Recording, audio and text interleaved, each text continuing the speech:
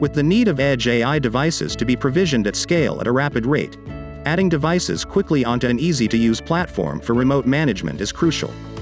Allxon Add-Device Booster simplifies Allxon agent installation and the device pairing process by using a unique token as a group ID. In this video, we'll walk you through the steps for setting up Add-Device Booster on Allxon Portal to boost your device adding process. Alright, let's kick things off. Click on the plus button to generate a token. Then set up the token expiration date by clicking on the calendar icon.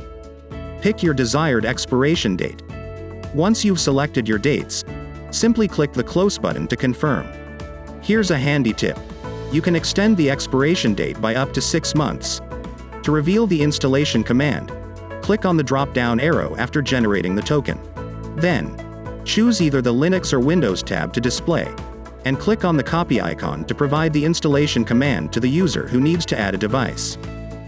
That's it. Setting up Add-Device Booster is as easy as that. Thanks for tuning in, and stay connected for more exciting tutorials. See you soon.